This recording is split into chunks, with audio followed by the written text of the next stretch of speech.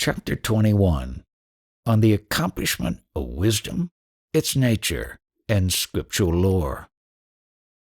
After Parasurama heard this from Sri Dattatreya, he felt as if released from the meshes of ignorance. He again saluted Sri Datta and asked him with great devotion, "Lord, please tell me exactly how wisdom can be accomplished. I want to hear the essence of it in brief. The method should also be easy and at the same time efficient. Please also tell me the characteristics of the sages who that I may readily recognize them. What is their state with or without the body? How can they be unattached though active? Kindly tell me all this." Thus requested, the son of Atri spoke to him with pleasure. "Listen, Rama, I am now telling you the secret of accomplishment. Of all the requisites for wisdom, divine grace is the most important. He who has entirely surrendered himself to the goddess of his own self is sure to gain wisdom readily. Rama, this is the best of all the methods. This method does not require other aids to reinforce its efficiency, as other methods do for accomplishing the end. There is a reason for it. Pure intelligence, illumining all, has cast a veil of ignorance of her own over all. Her true nature is evident only after removing this veil by discrimination. This is hard for those whose minds are directed outward, but it is easy, sure, and quick for devotees engrossed in the goddess of the self to the exclusion of all else. An intense devotee, though endowed with only a little discipline of other kinds, such as dispassion, can readily understand the truth though only theoretically and expound it to others. Such exposition helps him to imbue those ideas, and so he absorbs the truth. This ultimately leads him to identify all individuals with Shiva, and he is no longer affected by pleasure or pain. All-round identification with Shiva makes him the best of the jnanis and a Jivan Mukta, emancipated here and now. Therefore, Bhakti Yoga, the way of devotion, is the best of all and excels all else. The characteristics of a jnani are hard to understand because they are inscrutable and inexpressible. For instance, a pandit cannot be adequately described except by his appearance, gait, and dress, because his feelings, depth of knowledge, etc., are known to himself alone. While the flavor of a particular dish cannot be exactly conveyed by words to one who has not tasted it, a pandit can be understood only by another pandit by his method of expression. A bird alone can follow the track of another bird. There are, of course, some traits which are obvious and others which are subtle and inscrutable. Those which are obvious are their speech, language, postures of meditation, signs of worship, dispassion, etc., which can, however, be imitated by non-sages. What are accomplishments to others to the accompaniment of dispassion, meditation, prayer, etc., remain natural to the sage, whose mind is pure and unsophisticated. He whom honor and insult, loss or gain cannot affect, is a sage of the best class. The best among sages can, without hesitation, give complete answers on matters relating to realization and the sublimest truths. He seems to be spontaneously animated when discussing matters pertaining to jnana, realization, and is never tired of their exposition. His nature is to remain without efforts. Contentment and purity abide in him. Even the most critical situations do not disturb his peace of mind. These are qualities which must be tried for oneself and verified. They are of no value as tests applied to others, for they may be genuine or spurious. An aspirant must firstly apply the test to himself, and always prove his own worth. He can then judge others. How can the repeated testing of oneself fail to improve one? Let one not spend one's time judging others. but let one judge oneself. Thus one becomes perfect. What have here been called the traits of a jnani are meant for one's own use and not for testing others, because they admit of many modifications according to circumstances. For instance, a jnani who has realized the self with the least effort may continue in his old ways although his mind is unassailable. He looks like a man of the world for all practical purposes. How then can he be judged by others? Nevertheless, one jnani will know another at sight, just as an expert can appraise precious stones at a glance. The jnanis of the lowest order behave like ignorant men in their care for their bodies. They have not attained sahaja samadhi, samadhi unbroken even while engaged in work, etc. They are in the state of perfection only when they are calm or composed. They have as much of the body sense and enjoy pleasure and pain with as much zest as any animal when they are not engaged in the investigation of the self. Though they are not always inquiring into the self, yet there are periods of the perfect state owing to their previous practice and experience. All the same, they are emancipated, because the animal sense is only an aberration during interludes of imperfection and does not leave any mark on them. Their aberration is similar to the ashy skeleton of a piece of burnt cloth, which, though remaining the old shape, is useless. Again, the intervals of realization have an abiding effect on their lives, so that the world does not continue to enthrall them as heretofore. A dye applied to the border of a cloth creeps and shades the body of the cloth also. The middle class of jnanis are never deluded by their bodies. Delusion is the false identification of I with the body. This never arises with the more advanced jnanis, namely the middle class among them.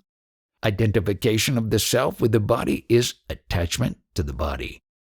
The middle class of jnanis are never attached to the body. Their minds are mostly dead because of their long practice and continued austerities. They are not engaged in work because they are entirely self-possessed. Just as a man moves or speaks in sleep without being aware of his actions, so also this class of yogi does enough work for his minimum requirements without being aware of it. Having transcended the world, he behaves like a drunken man, but he is aware of his actions. His body continues on account of his vasanas, predispositions, and destiny. Jnanis of the highest class do not identify the self with the body, but remain completely detached from their bodies. Their work is like that of a charioteer driving the chariot, who never identifies himself with the chariot. Similarly, the jnani is not the body nor the actor. He is pure intelligence. Though entirely detached within from action, to the spectator he seems to be active. He performs his part like an actor in a drama, and plays with the world as a parent does with the child. Of the two higher orders of jnanis, the one remains steadfast through his sustained practice and control of mind, whereas the other is so on account of the force of his discrimination and investigation. The difference lies in the merits of their intellect. I shall now relate a story to you in this connection. There was formerly a king named Ratnangada ruling in the city of Amrita on the banks of the Vipasa. He had two sons, Rukmangada and Hemangada, both wise and good and dearly loved by their father. Of them, Rukmangada was well versed in the Shastras, and Hemangada was a jnani of the highest order. On one occasion, both of them went out on a hunting expedition into a dense forest, followed by their retinue. They accounted for many a deer, tigers, hares, bison, etc., and being thoroughly exhausted, they rested beside a spring. Rukmangada was informed by some persons that there was a Brahmarakshas, a species of ghoulish spirit of a learned but degenerate Brahmin, close by, who was very learned, accustomed to challenge pandits for discussion, vanquish them, and then eat them. Since Rukmangada loved learned disputations, he went with his brother to the ghoul and engaged him in argument. He was, however, defeated in the debate, and so the ghoul caught hold of him to devour him.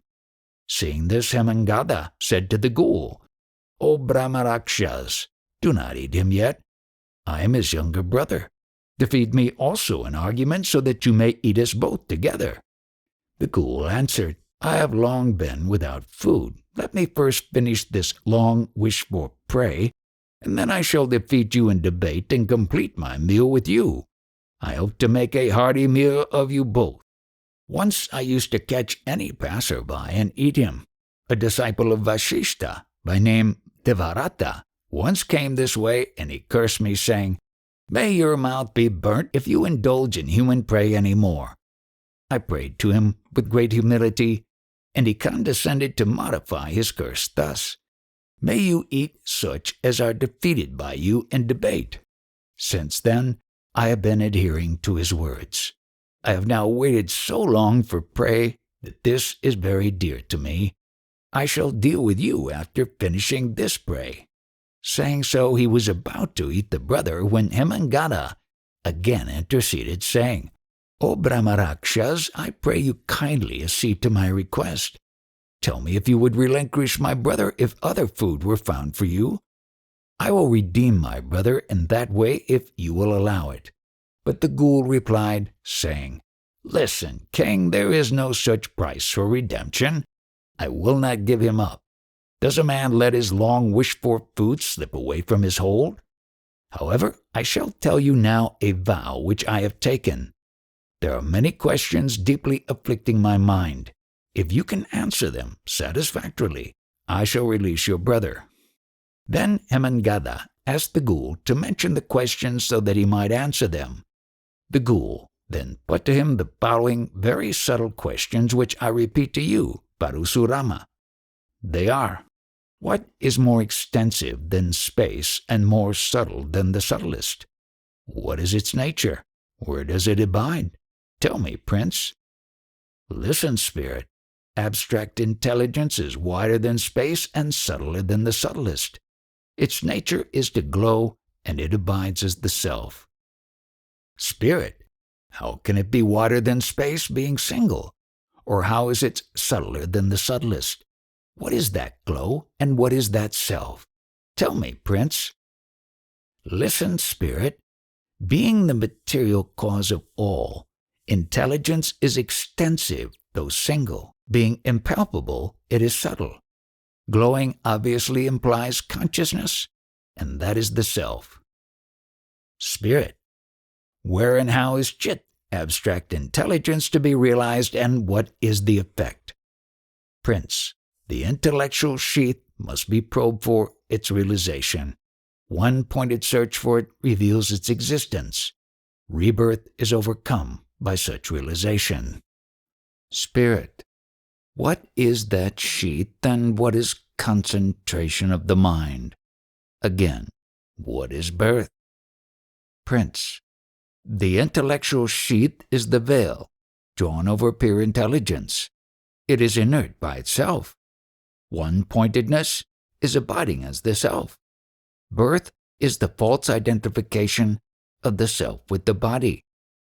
Spirit, why is that abstract intelligence which is ever shining not realized? What is the means by which it can be realized? Why did birth take place at all? Prince, ignorance is the cause of non-realization. Self realizes the self. There is no external aid possible. Birth originated through the sense of doership. Spirit, what is that ignorance of which you speak? What is again the self? Whose is the sense of doership? Prince, ignorance is the sense of separateness from consciousness and false identification with the non-self. As for the self, the question must be referred to the self in you. The ego, or the I thought, is the root of action. Spirit. By what means is ignorance to be destroyed? How is the means acquired?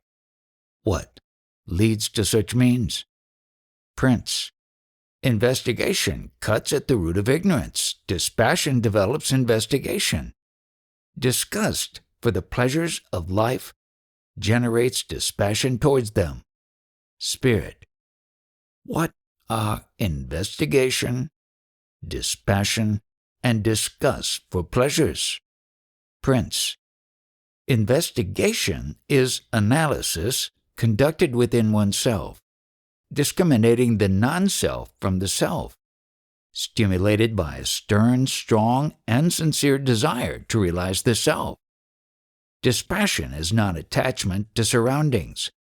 This results if the misery consequent on attachment is kept in mind. Spirit.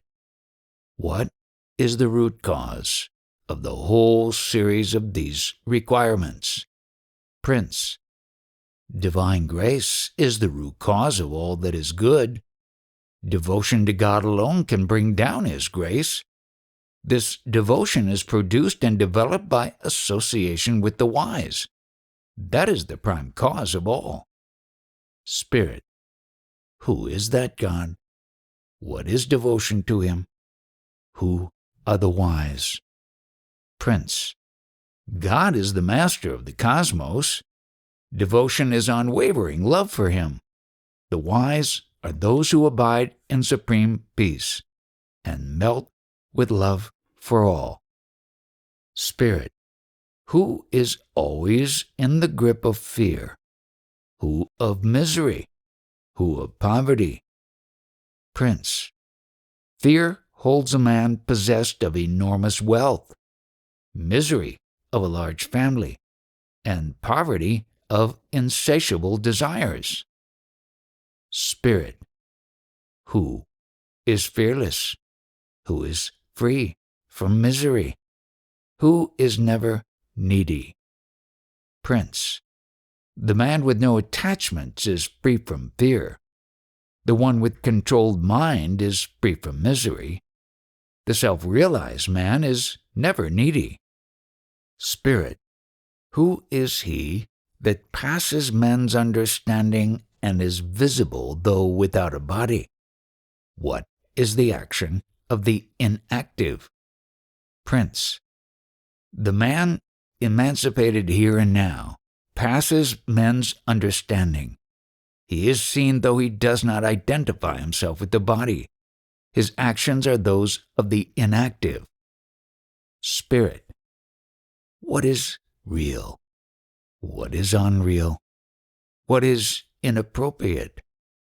Answer these questions and redeem your brother. Prince. The subject, i.e. the self, is real. The object, i.e. the non-self, is unreal. Worldly transactions are inappropriate. I have now answered your questions. Please release my brother at once. When the prince had finished, the ghoul released Rukmangada with pleasure and himself appeared metamorphosed as a Brahmin. Seeing the figure of the Brahmin full of courage and tapas, penance, the two princes asked him who he was. I was formerly a Brahmin of Magadha. My name is Vasuman. I was famous for my learning and known as an invincible debater. I was proud of myself and sought the assembly of those learned pandits who gathered in my country under royal patronage. There was among them a great saint, perfect in wisdom and entirely self-possessed. He was known as Ashtaka. I went there for love of debate. Though I was a mere logician, I argued against his statement on self-realization. By sheer force of logic, he backed his arguments by profuse quotations from the Holy Scriptures. Since I was out to win laurels, I continued to refute him. Finding me incorrigible, he kept silent. However, one of his disciples, a descendant of the Kasyapa lineage, was enraged at my audacity and cursed me before the king, saying, "You chip of a Brahmin, how dare you refute my master without first understanding his statements? May you at once become a ghoul, and remain so for a long time." I shook with fear at the imprecation and took refuge at the feet of the sage Ashtaka. Being always self-possessed, he took pity on me, though I had figured as his opponent just before. And he modified his disciple's curse by pronouncing an end to it as follows: "May you resume your old shape as soon as a wise man furnishes appropriate answers to all the questions which were raised here by you, answered by me, but refuted by your polemics. O Prince, you have now released me from that curse. I therefore consider you as the best among men, knowing all that pertains to life here and beyond." The princes were astonished at this story of his life. The Brahmin asked Hemangada further questions and became further enlightened. Then the princes returned to their city after saluting the Brahmin. "I have now told you everything, O Bhargava." Thus ends the chapter on the episode of the ghoul in Tripura Rahasya. Chapter 22. The Conclusion. After Sri Dattatreya had finished, Parasurama again asked respectfully, "Lord, what further did that Brahmin ask Hemangada, and how did the latter enlighten him?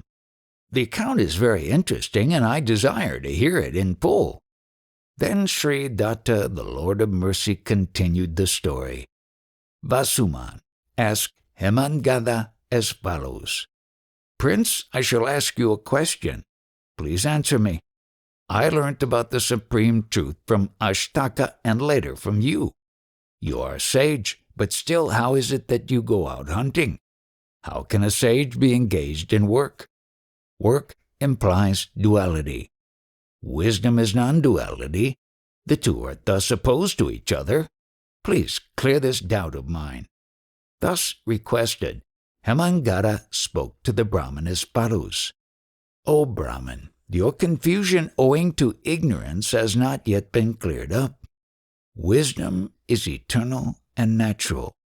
How can it be contradicted by work? Should work make wisdom ineffective, how can wisdom be useful any more than a dream? No eternal good is possible in that case.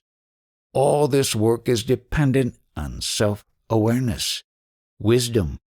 Being so, can work destroy wisdom and yet remain in its absence? Wisdom is that consciousness in which this world, with all its phenomena and activities, is known to be as an image or series of images. The duality essential for work is also a phenomenon in that non-dual awareness. There is no doubt that a man realizes the self only after purging himself of all thoughts, and that he is then released from bondage once for all. Your question has thus no basis, and cannot be expected of the wise." Then the Brahmin continued further: "True, O Prince, I have also concluded the self is pure, unblemished intelligence. But how can it remain unblemished when will arises in it? Will is modification of the self, giving rise to confusion, similar to that of a snake in a coil of rope. Listen, O Brahmin, you do not yet clearly distinguish confusion from clarity. The sky appears blue to all alike, whether they know that space is colorless or not. Even the one who knows speaks of the blue sky, but is not himself confused. The ignorant man is confused, whereas the man who knows is not. The latter's seeming confusion is harmless, like a snake that is dead. His work is like images in a mirror. There lies the difference between a sage and an ignorant man. The former has accurate knowledge and unerring judgment, whereas the latter has a blurred conception and his judgment is warped. Knowledge of truth never forsakes a sage, although he is immersed in work. All his activities are like reflections in a mirror, for, being self-realized, ignorance can no longer touch him. Wrong knowledge due to sheer ignorance can be corrected by true knowledge, but wrong knowledge due to a fault cannot be so easily corrected. So long as there is diplopia, the eyesight will be blurred and many images of a single object will be seen. Similarly, so long as there is prarabdha, residual past karma, unaccounted for, the manifestation of the world will continue for the jnani, though only as a phenomenon. This will also vanish as soon as the prarabdha has played itself out, and then pure, unblemished intelligence alone will remain. Therefore I tell you, there is no blemish attached to a jnani, though he appears active and engaged in worldly duties. Having heard this, the Brahmin continued to ask, O Prince, how can there be any residue of past karma in a jnani? Does not jnana burn away all karma as fire does a heap of camphor? Then Hemangada replied, Listen, Brahmin, the three kinds of karma. 1. Mature, prarabdha. 2. Pending, agami. And 3. In store, sanchita, are common to all, not excluding the jnani. The first of these alone remains for the jnani, and the other two are burnt away. Karma matures by the agency of time. Such is divine law. When mature, it is bound to yield fruits. The karma of the one who is active after self-realization is rendered ineffective by his wisdom. Karma already mature and now yielding results is called prarabdha.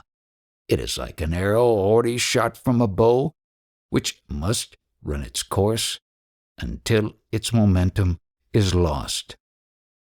Prarabdha must bear fruits and cannot be checked by realization of the self, but there is no enjoyment of its fruits by the realized sage. Environments are only a result of prarabdha, though they seem the same for all.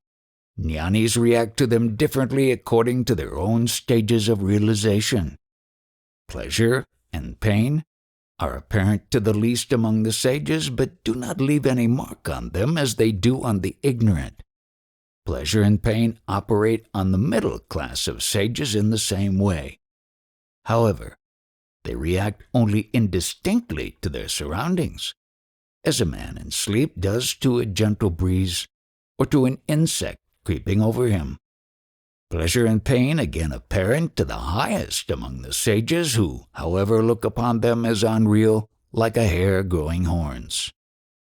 The ignorant anticipate pleasure and pain before the enjoyment, and recapitulate them after enjoyment, and reflect on them so that they leave a strong impression on their minds. Jnanis of the lowest order also enjoy pleasure and pain like the ignorant, but their remembrance of such experiences is frequently broken up by intervals of realization. Thus, worldly experiences do not leave an impression on their minds. Jnanis of the middle class, accustomed to control their minds by long, continued austerities, keep their minds in check even while experiencing pleasure and pain, and thus their response to the world is as indistinct as that of a man in sleep, to a gentle breeze playing on him or an ant creeping over his body.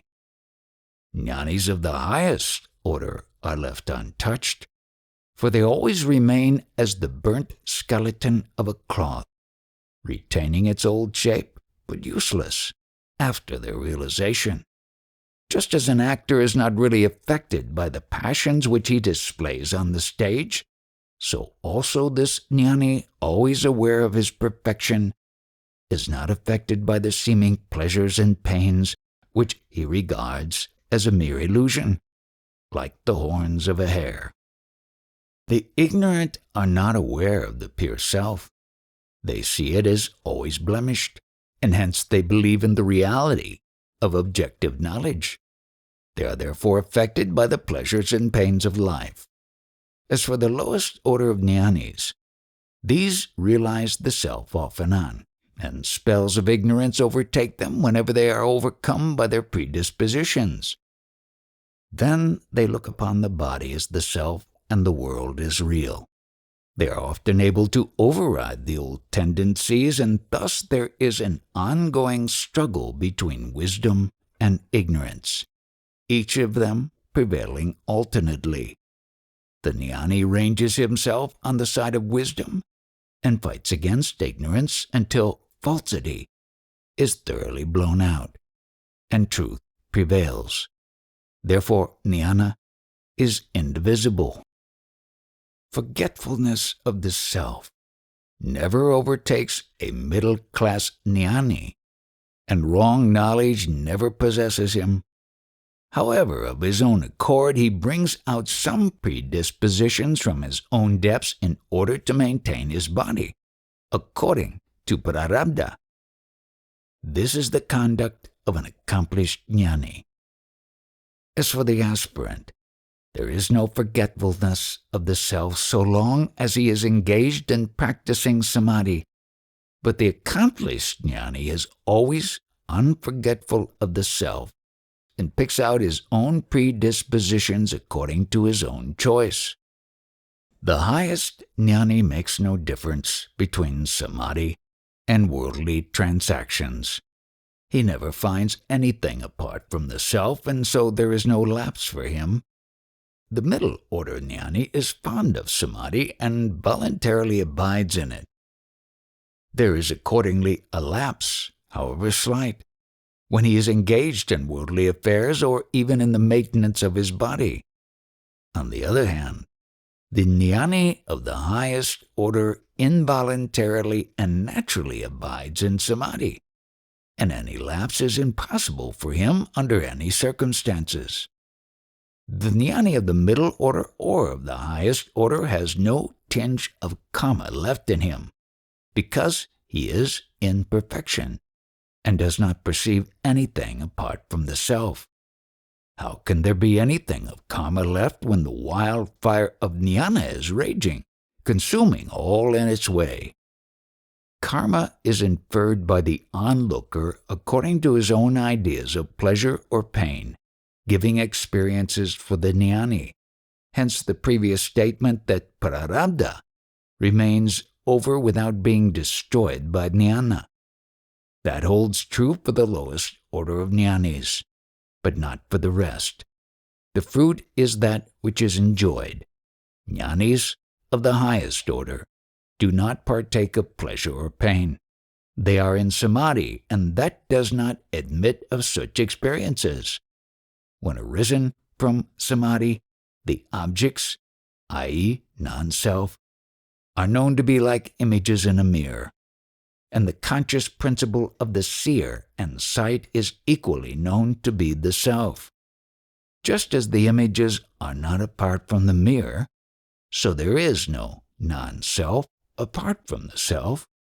Therefore pleasure and pain are not alien to the self. That which is not alien need not be traced to another cause, namely kama, prarabdha. The ideas of pleasure and pain in others need not be foisted on jnanis and explanations sought, with the result of positing prarabdha in them. The jnani never says, I am happy, I am miserable. Then why should prarabdha be imagined in his case? The least among jnanis is apt to relax from the realization of the self, and then gets mixed up with the world at those intervals when he appropriates pleasure or pain. The conjecture of prarabdha is significant in his case, but not in the case of other orders of jnanis.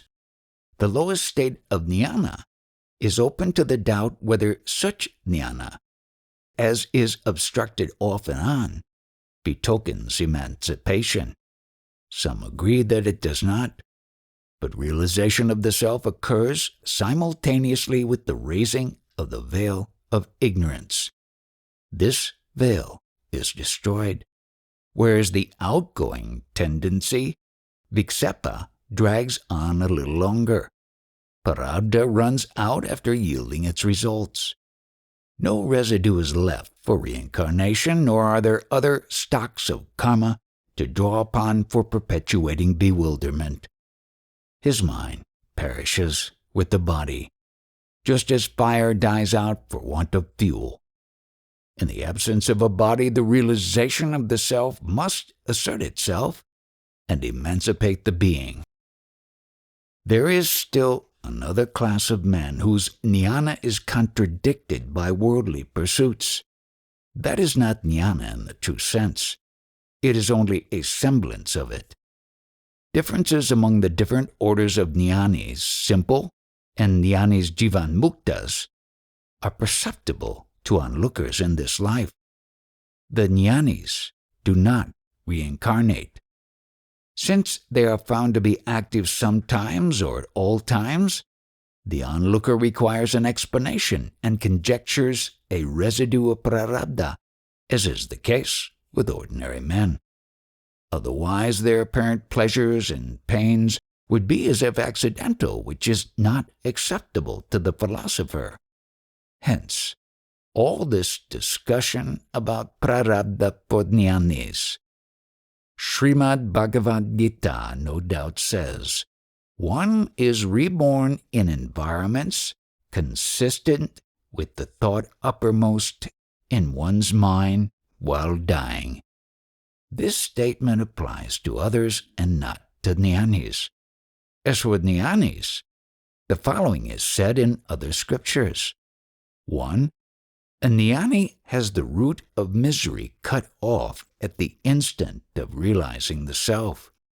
It is immaterial for him if he dies in a holy spot or in foul surroundings, remaining aware or overtaken by coma just before death. He is emancipated all the same. 2. Unmistakably realizing Shiva even once by a master's advice, by scriptural statements or by inference, there could no longer remain any tinge of obligatory duty on his part because he is emancipated. Such karma is only a trick believed to be true by the onlooker. I shall explain this point further.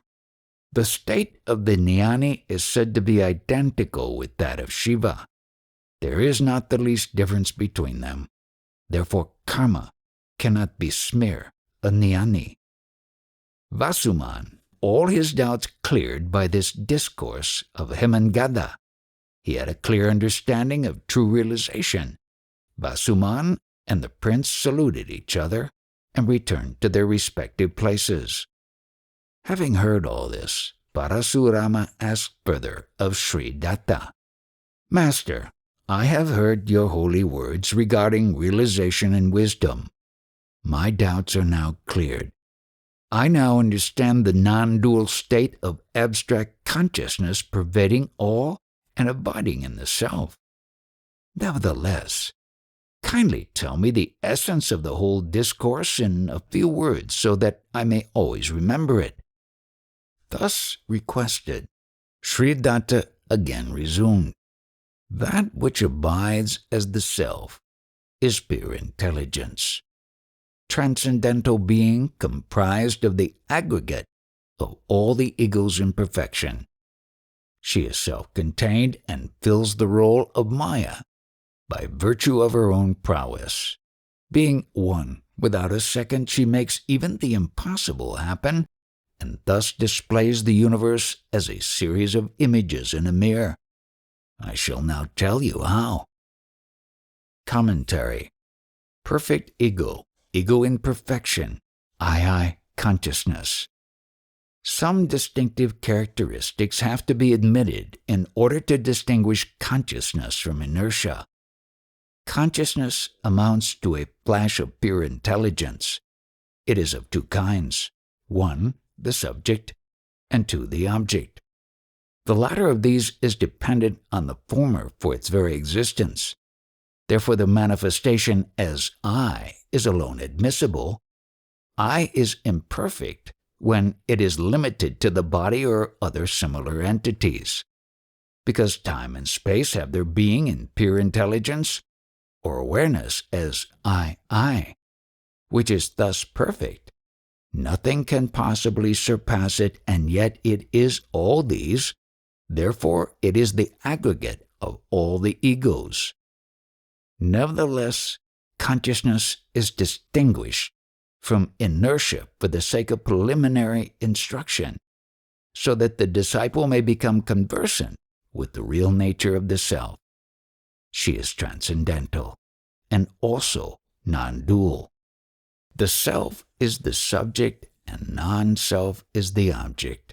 She is also the individual egos falsely identified with bodies. She is ego in perfection while abiding as pure consciousness. This is the nature of abstract intelligence. This unbroken I consciousness remains before creation as will, self-sufficient and independent in nature, and is also called svatantra. She turns into action, kriya, during creation, and is called maya. Creation is not vibration or metamorphosis. It is a mere projection of images like those in a mirror. Because Shakti cannot be reached by time and much less broken up by it, she is eternal. So it follows that the universe has no origin. End of commentary. She who is transcendent, awareness, perfection, and total summation of all egos, of her own will, divides herself into two. Imperfection is concomitant with such scission. There is bound to be an insentient phase which represents the aforesaid exterior or unmanifested void. The sentient phase is the Sadashiva Tattva. This is called Ishvara in the Upanishads. Now Sadashiva, also not being perfect, sees the unmanifest void, i.e., the sentient phase becomes aware of the insentient phase, but yet knows it to be of himself, feeling, I am this also.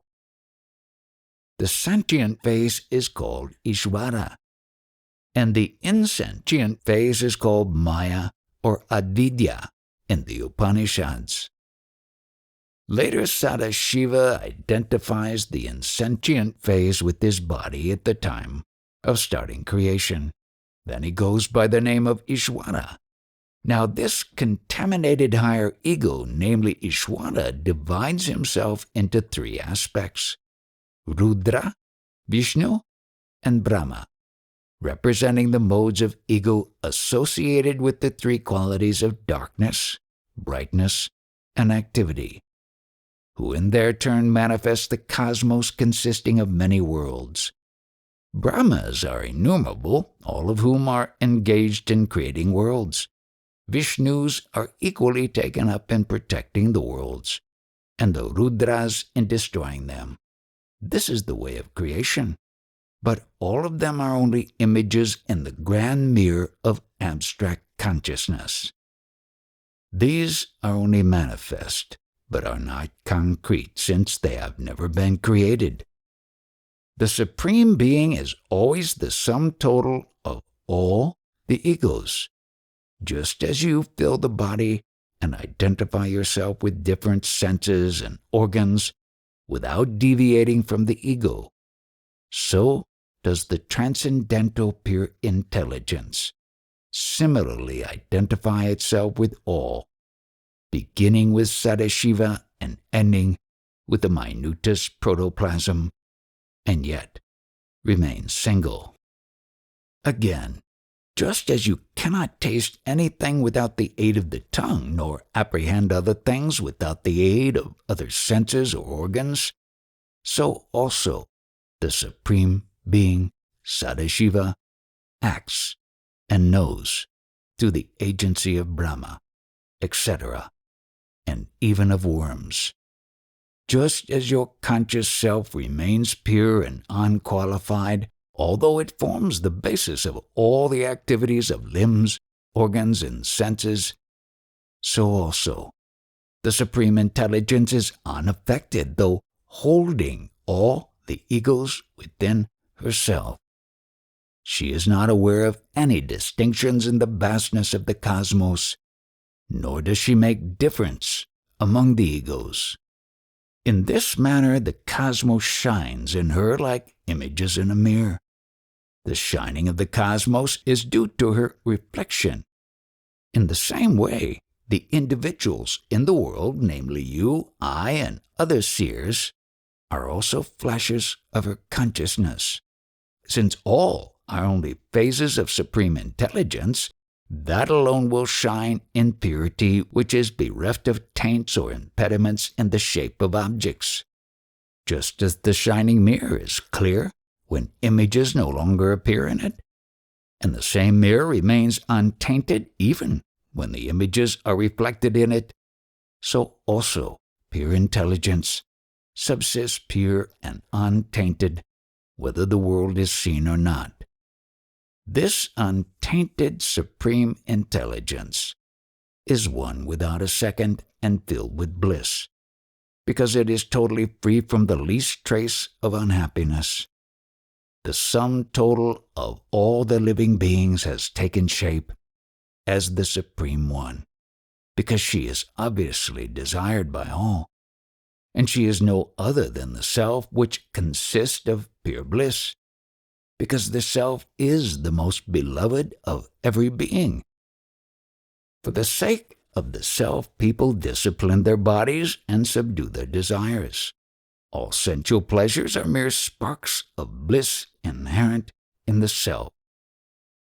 Spiritual men are known to lead abstemious lives, to deny ordinary comforts to their bodies, and even to torture them in order that they may secure a happy existence after death. Their actions clearly prove their love of the Self surviving the body, this life, etc. Their hope of future bliss further establishes the unique, beatific nature of the Self, surpassing sensual pleasures which might be indulged in here and now. For sensual pleasures are similar to a sense of relief felt on unburdening oneself of a crushing load, or to the peace of sleep. Pure intelligence is indeed bliss, because it is the only one sought for. Bliss is self. Objects are thoughts taking concrete forms. Thoughts arise from the thinker. The thinker connotes intelligence. If the thinker be purged of even the least trace of thought, individuality is lost, and the abstract intelligence alone is left. Nothing else is admissible in the circumstances. Since it is ultimate reality, synonymous with emancipation or immortality, there must be beatitude in it in order that it may be sought. It, in fact, is compact with bliss, yea, dense bliss alone. How? Because the contrary, unhappiness, is associated with the exterior. It appears and disappears. Such cannot be the case if unhappiness form part of the Self. Pleasure might similarly be said to be associated with the body, the senses, possessions, etc. However, a little thought will convince one that these so-called enjoyments are meant for the Self. So the Self is that which matters, and nothing else. But every little being always seeks pleasure. Thus pleasure is the Self. But sensual pleasure is quite obvious, whereas the bliss of self is purely imaginary, because it is not similarly experienced. The scriptures must be cited against this contention. The scriptures say that all the sensual pleasures do not together amount to a particle of the inherent bliss of the self. just as unlimited space, or just as consciousness is unknown when pure, but becomes manifest in its associated state as objects around, e.g., a pot for fetching water. So also bliss in purity is not enjoyable, but the same becomes enjoyable when broken up as sensual pleasures. This is the truth of the scriptural statement. One may contend that the self is not bliss, but it seeks bliss. If it were true, why should there be happiness in relieving oneself of a crushing load? This is perceptible at the instant of relief, and similar happiness prevails in dreamless slumber. In these two instances, there are no positive sources of pleasure, and yet there it is. This pleasure is, however, real, since it is within one's experience and cannot also be avoided. Therefore, it must be of the nature of the self. Still, this pleasure may be said to be relief from pain and not true pleasure. If so, why does a person awakened from sleep say, "I slept happily"? The person has felt happiness in sleep. There are no happenings associated with that happiness. It is pure and must be of the nature of the self. Otherwise, even the worst savage or an animalcule would not relish sleep, nor indeed long for it. The question arises, if bliss be the self, why is it not always felt? The answer is that the inherent bliss is obstructed by desire, obligations, and predispositions of the mind, just as the perennial sound arising from within is not heard owing to the interference of external sounds, but is perceived when the ears are plugged. The pain of the load predominates for the time being over the other natural painful dispositions of the mind and disappears at the instant of unburdening. During the interval before the other dispositions lying latent rise up to the surface, there is peace for an infinitesimal moment, and that is the true self coincident with pleasure. Other sensual pleasures are also to be explained in the same way. There is an infinite variety of predispositions laying dormant in the heart, ready to spring up at the right moment. They are always like thorns in the pillow. When one of them sticks out, it predominates over the others and grips the mind. Its manifestation takes the shape of an intense desire. Its prevalence is painful in proportion to its intensity. When that subsides on fulfillment, the pain disappears, and the calm prevails for an infinitesimal period until the next predisposition appears. This interval represents the pleasure associated with the fulfillment of desire. Thus everyone's rush for enjoyment betrays the search for self, of course unawares and confused. If asked why no one seems to know the real genesis of bliss, the answer is overwhelming ignorance born of associating the pleasure with such incidents. The opinion prevails that pleasure is caused by such and such, and is destroyed on their disappearance. The fact is that pleasure is simply the self and eternal. People do not recognize the bliss in hearing as their self because of their ignorance. They always associate pleasure with incidents. Furthermore, just as images in a mirror are associated with objects, ignoring the presence of the reflecting surface, but after consideration, are found to be dependent on the mirror and not apart from it, and the mirror is found to be untainted by the reflected images, so also the sages know the self alone to be unique, real, and untainted by its own projections, namely the world, etc. The relation of the cosmos to pure intelligence, i.e. abstract self, is like that of a pot to earth. or of an ornament to gold, or of sculpture to the granite rock. O Parasurama, denial of the existence of the world does not amount to perfection. Denial is absurd, for it implies intelligence, and intelligence displays itself as the universe. The intelligence denying or admitting the world is there shining over all. Can the world be erased out of existence by mere denial of it?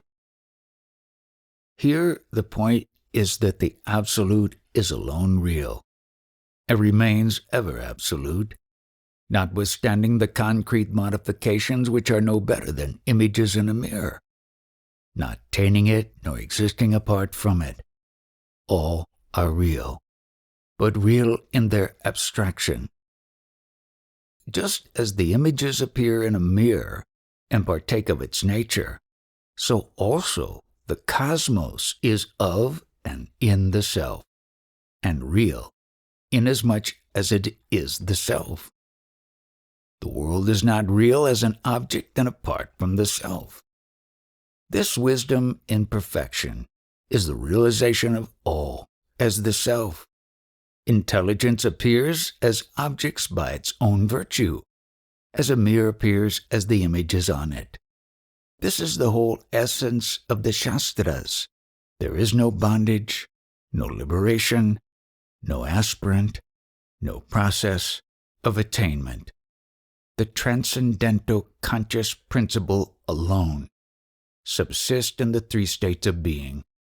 She remains as the one uniform absolute being. She is ignorance, she is wisdom, she is bondage, she is liberation, and she is the process therefore. This is all that need be known, understood, and realized. There is nothing more. I have told you all in order. The sage Haritiyana concluded, "The man who knows it rightly will never be overtaken by misery, O Narada. Such is the section on wisdom, recondite with reason, subtlety, and experience. Should anyone not gain wisdom after hearing or reading it, but continue to wallow in ignorance, he should be put down as nothing more than a stock, or a stone of a man.